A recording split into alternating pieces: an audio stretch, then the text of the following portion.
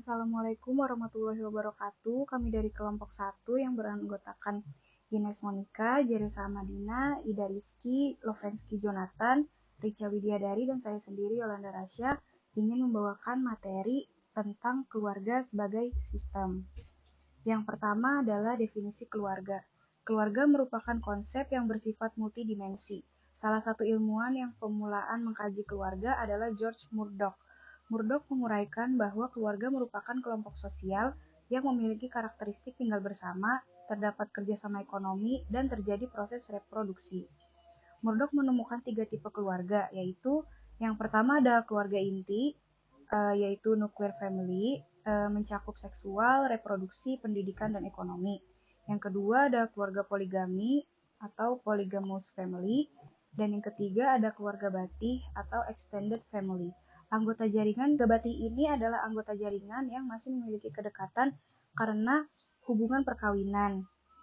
Misalnya keluarga besan atau karena kesamaan pengalaman historis, misalnya seperantauan atau sepondokan. Selanjutnya ada menurut Reis. Ciri spesifik yang melekat dalam keluarga yaitu proses sosialisasi yang disertai dengan dukungan emosi. Dengan demikian, keluarga adalah suatu kelompok kecil yang terstruktur dalam pertalian keluarga dan memiliki fungsi utama berupa sosialisasi pemeliharaan terhadap generasi baru. Selanjutnya ada pendapat lain Horner dan Fitzpatrick. Definisi keluarga dapat ditinjau berdasarkan 3 sudut pandang. Yang pertama ada definisi struktural, yaitu keluarga didefinisikan berdasarkan kehadiran atau ketidakhadiran anggota keluarga, seperti orang tua, anak, dan kerabat lainnya. Yang kedua ada definisi fungsional. Keluarga didefinisikan dengan penekanan pada terpenuhinya tugas-tugas dan fungsi-fungsi psikososial. Dan yang terakhir ada definisi transaksional. Keluarga didefinisikan sebagai kelompok yang mengembangkan keintiman melalui perilaku-perilaku yang memunculkan rasa identitas sebagai keluarga atau family identity. Pada umumnya, fungsi yang dijalankan oleh keluarga seperti melahirkan dan merawat anak, menyelesaikan masalah, dan saling peduli antar anggotanya tidak berubah substansinya dari masa ke masa. Namun, bagaimana keluarga melakukannya dan siapa saja yang terlibat dalam proses tersebut dapat berubah dari masa ke masa dan bervariasi di antara berbagai budaya.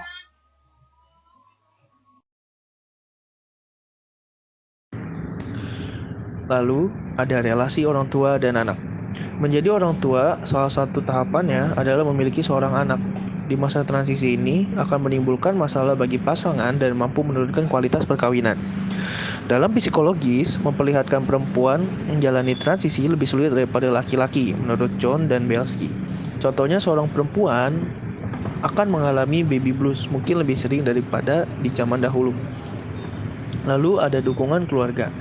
Dukungan keluarga ini sangat diperlukan agar perempuan mampu menjalankan fungsi keibuannya. Bila dari keluarga tidak ada, maka dukungan dari suami sangat dibutuhkan. Anak menjalani proses tumbuh kembang dalam suatu lingkungan dan hubungan menurut Thompson 2006. Perkembangan seorang anak meningkat, pengetahuan informasi, keterampilan dukungan emosi, dan pengaruh lain semenjak dini. Hubungan dengan kualitas yang baik akan berpengaruh positif bagi perkembangan seorang anak. Jika sebaliknya akan menghasilkan masalah perilaku atau psikopatologi pada diri anak. Relasi orang tua dan anak menggunakan attachment theory oleh John Bowlby. Teori ini mengidentifikasikan pengaruh pengasuhan sebagai faktor utama pada anak. Awal kehidupan seorang anak mengembangkan emosi yang mendalam terhadap pengasuhnya. Kelekatan ini dicirikan kepada anak dan pengasuh. Kedekatan orang tua dan anak dapat menggunakan parental acceptance. Rejection theory. Penerimaan dan penolakan orang tua membentuk dimensi kehangatan dalam pengasuhan. Seperti suatu anak mendapatkan penerimaan orang tua, ia akan merasa adanya kehangatan, kenyamanan, mendapatkan perhatian, dukungan, dan cinta. Jika terjadi penolakan terhadap anak, seperti tidak menghargai, penelantaran, penyiksaan, maka anak tidak dapat merasakan kehangatan. Penerimaan dan penolakan orang tua terhadap anak sangat mempengaruhi persepsi anak dalam kepribadian dan mekanisme menghadapi masalah. Kehangatan juga mampu membuat seorang anak merasa dicintai dan mampu mengembangkan rasa percaya diri. Kehangatan memberikan afeksi positif untuk meningkatkan kepedulian terhadap yang lain. Menurut Hinde, relasi orang tua dan anak mengandung beberapa prinsip pokok. Interaksi orang tua berinteraksi pada waktu luang untuk menciptakan suatu hubungan. Interaksi tersebut akan membentuk pemahaman di kemudian hari. Yang kedua ada kontribusi mutual. Orang tua dan anak memiliki peran dalam interaksi. Yang ketiga, keunikan. Interaksinya bersifat unik karena tidak dapat ditirukan dengan orang tua atau anak lain. Yang keempat, pengharapan masa lalu. Interaksi yang dilakukan membentuk suatu harapan di antara keduanya. Orang tua akan memahami bagaimana anak akan bertindak di suatu situasi dan sebaliknya. Yang kelima, antisipasi masa depan. Relasi orang tua anak bersifat kekal, masing-masing membangun pengharapan dalam keduanya. Lalu ada C, struktur keluarga. Secara keberadaan anggota keluarga, maka keluarga dapat dibedakan menjadi dua, yaitu keluarga inti dan keluarga bati. Keluarga inti, keluarga ini terdiri dari tiga posisi sosial, yaitu ayah, ibu, dan anak. Struktur keluarga ini adalah struktur yang mempunyai orientasi kepada anak, di mana sebagai tempat ia dilahirkan. Di dalam keluarga inti ini, hubungan suami istri harus saling membutuhkan dan mendukung selayaknya persahabatan. Sedangkan anak tergantung pada orang tuanya dalam hal memenuhi kebutuhan afeksi dan sosialisasi. Keluarga bati, di mana keluarga ini menyertakan orang atau peran lain selain yang tiga di luar keluarga inti. Bentuk pertama dan paling sering ditemui di masyarakat adalah keluarga bercabang, di mana seorang anak dan seorang yang sudah menikah masih tinggal dalam rumah orang tuanya. Bentuk kedua adalah bentuk keluarga berumpun, di mana lebih dari satu anak yang sudah menikah yang tinggal dalam rumah orang tuanya. Dan bentuk ketiga adalah bentuk beranting, di mana dalam satu keluarga terdapat generasi ketiga yang sudah menikah tapi masih tinggal bersama. Menurut Lee tahun 1982, kompleksitas struktur keluarga tidak terpengaruh pada jumlah individu dalam keluarga, tetapi oleh banyaknya posisi sosial yang terdapat dalam keluarga itu. Keluarga inti pada umumnya berbentuk dan terbangun atas dasar pernikahan, sedangkan keluarga bati adalah keluarga yang terbangun antar generasi bukan antar pasangan. Keluarga bati biasanya terdapat dalam masyarakat yang memandang penting hubungan kekerabatan.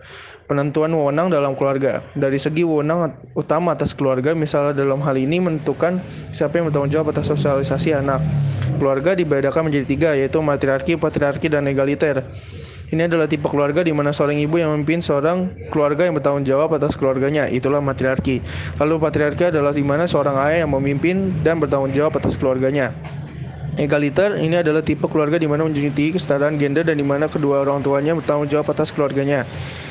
Selain itu, variasi keluarga berdasarkan struktur juga mencakup keluarga dengan orang tua tunggal, baik karena bercerai atau karena meninggal.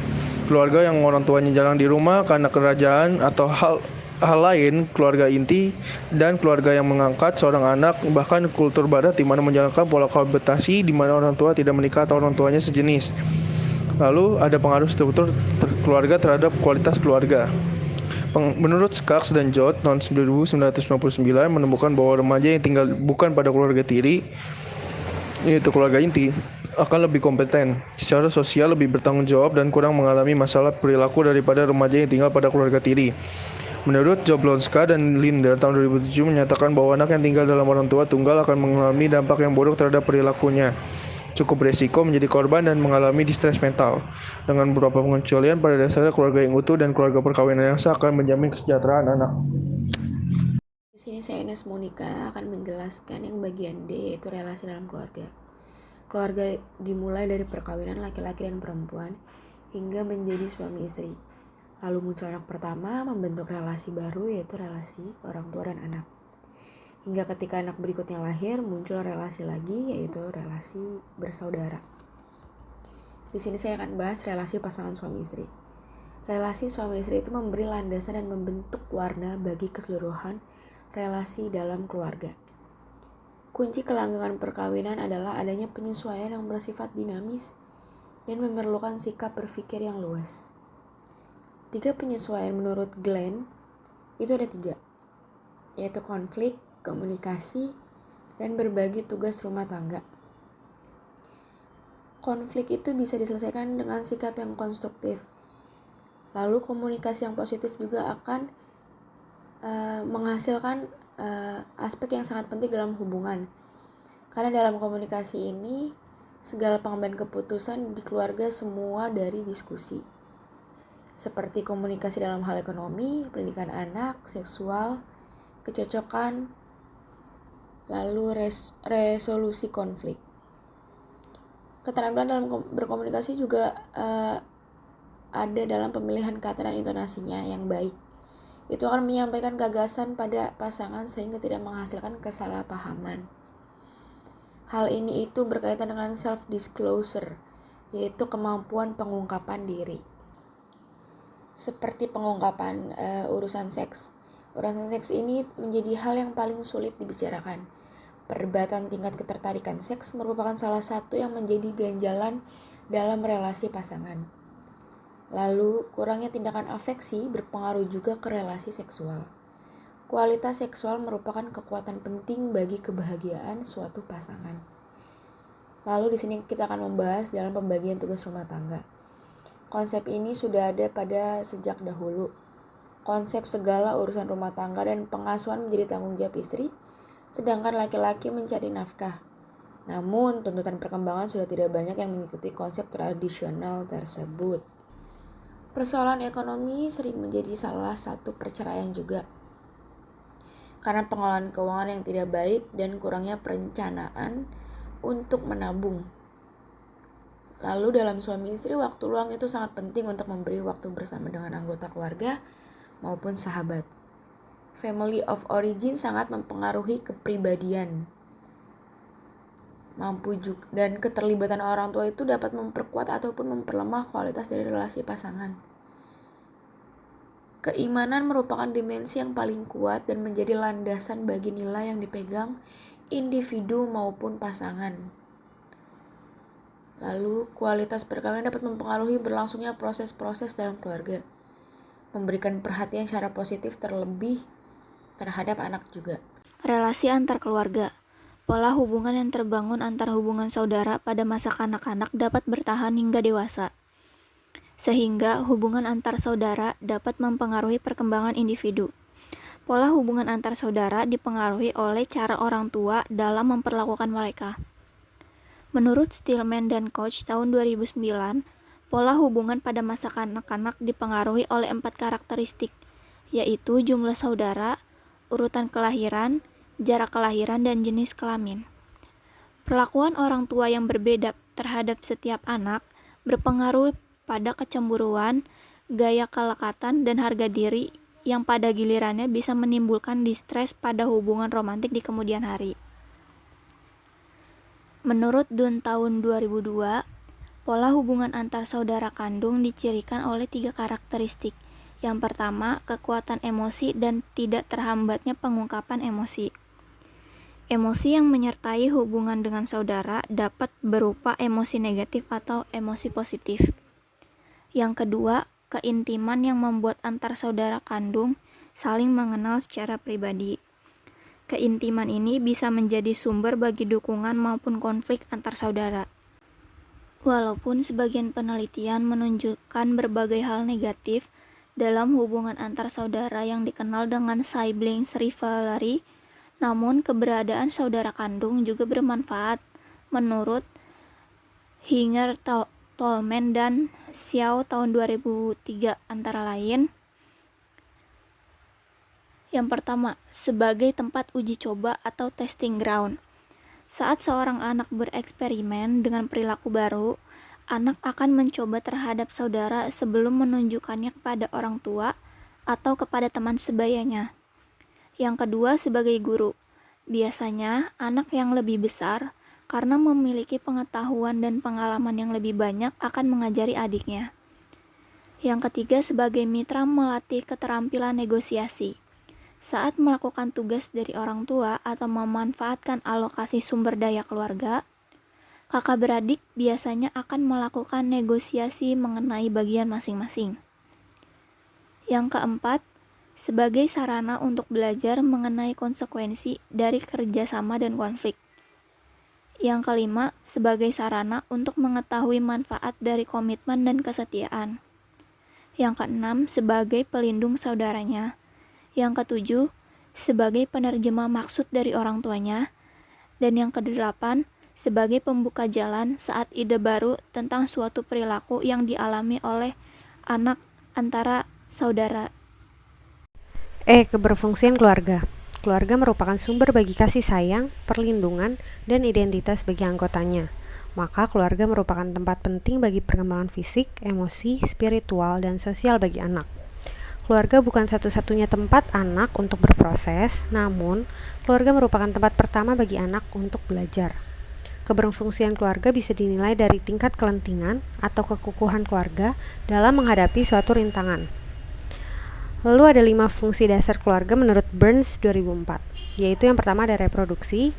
Keluarga memiliki tugas untuk mempertahankan populasi yang ada di dalam masyarakat. Lalu kedua ada sosialisasi atau edukasi, yaitu keluarga menjadi sarana untuk transmisi nilai, keyakinan, sikap, pengetahuan, keterampilan, dan teknik dari generasi sebelumnya ke generasi yang lebih muda. Lalu yang ketiga ada penugasan peran sosial, yaitu keluarga memberikan identitas pada para anggotanya seperti ras, etnik, religi, sosial ekonomi, dan peran gender. Lalu yang keempat ada dukungan ekonomi, yaitu keluarga menyediakan tempat berlindung, makanan, dan jaminan kehidupan. Lalu yang terakhir ada dukungan emosi atau pemeliharaan, yaitu keluarga memberikan pengalaman interaksi sosial yang bersifat mendalam, mengasuh, dan berdaya tahan sehingga memberikan rasa aman pada anak. Lalu selanjutnya ada kelentingan keluarga. Kelentingan keluarga menurut Walsh 2006 yaitu bertujuan untuk mengenali dan membentengi proses interaksi yang merupakan kunci bagi kemampuan keluarga bertahan dan bangkit dari masalah. Terdapat 3 faktor yang menjadi kunci untuk kelentingan keluarga, yaitu 1 ada keyakinan, merupakan lensa yang digunakan untuk memandang dunia dan kehidupan, dan merupakan inti dari kelentingan keluarga. Yang kedua ada pola pengorganisasian keluarga, yaitu sebagai pendukung untuk menghadapi krisis serta beradaptasi dengan perubahan yang terjadi. Selanjutnya ada komunikasi dalam keluarga, yaitu komunikasi yang dapat mempertahankan keberfungsian serta kelentingan keluarga mencakup transmisi keyakinan, pertukaran informasi, pengungkapan perasaan, dan proses penyelesaian masalah. Lalu kekukuhan keluarga. Kekukuhan keluarga merupakan kualitas relasi dalam keluarga yang berfungsi untuk kesehatan emosi dan kesejahteraan keluarga.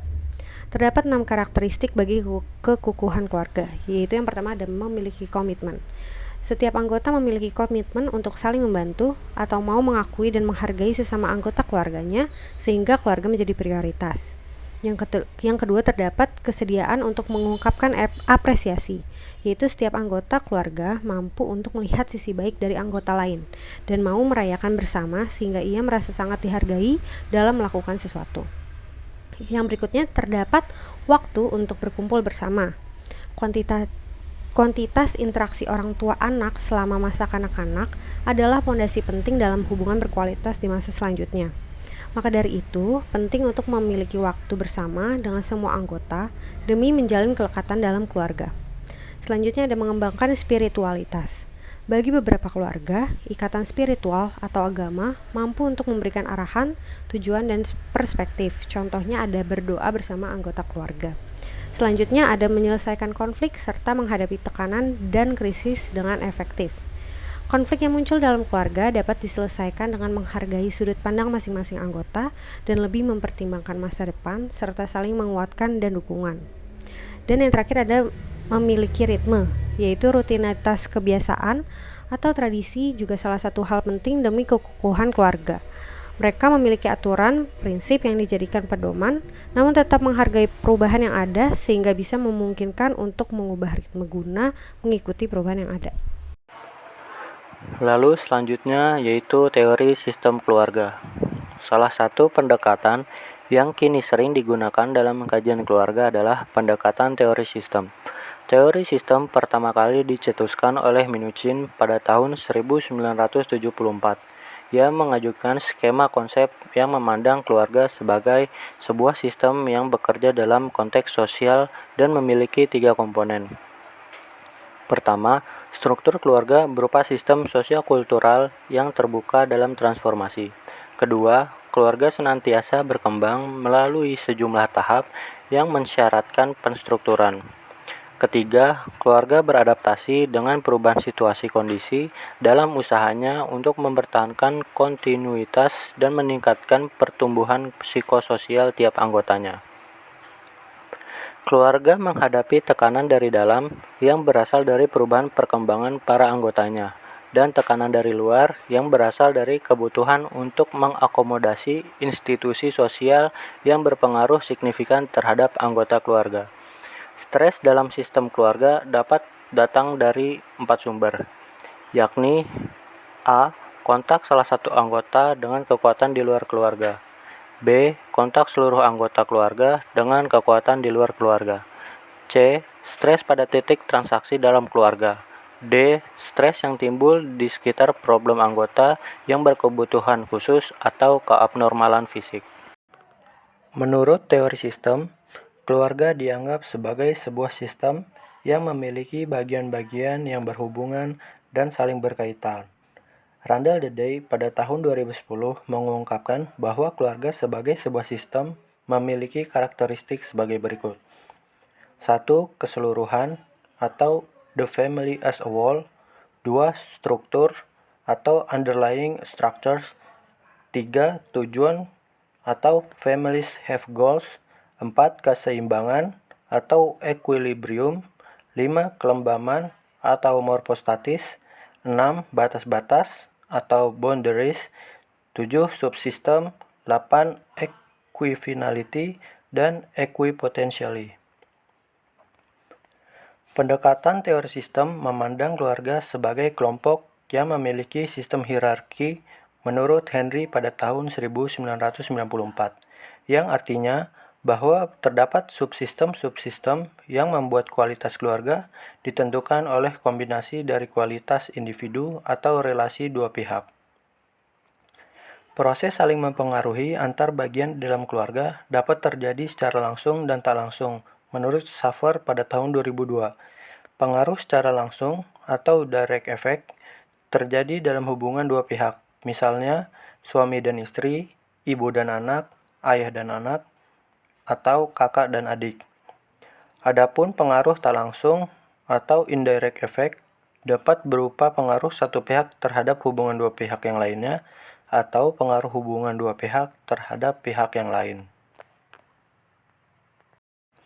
Maka demikian, kualitas hubungan suami istri akan mempengaruhi kepribadian anak. Ayah dan ibu yang sering cekcok akan membuat anak merasa kehilangan tempat berlindung, atau orang tua yang sering bertentangan dalam proses pengasuhan anak akan membuat anak sulit menemukan jati dirinya. Semakin banyak anggota dalam keluarga akan membuat semakin kompleks sistem sosial yang terbangun, karena setiap anggota keluarga adalah sosok pribadi yang unik. Selain sebagai sistem sosial yang kompleks, keluarga juga merupakan sistem yang dinamik, karena setiap anggotanya merupakan individu yang berkembang. Sebagai sistem yang dinamik dan berkembang, maka perubahan dan perbaikan dapat dilakukan oleh keluarga. Keluarga sebagai sebuah sistem memiliki karakteristik yang terkait dengan kemampuan keluarga dalam beradaptasi untuk meraih kepuasan hidup keluarga, menurut Henry pada tahun 1994. Karakteristik tersebut adalah kelekatan, fleksibilitas, dan stabilitas. Dengan pendekatan teori sistem, para peneliti dan terapis keluarga akan memberikan fokus perhatian pada tindakan yang dapat dilakukan dalam menanggapi suatu peristiwa daripada memerhatikan penyebab suatu peristiwa. Sekian presentasi dari kelompok kami. Terima kasih.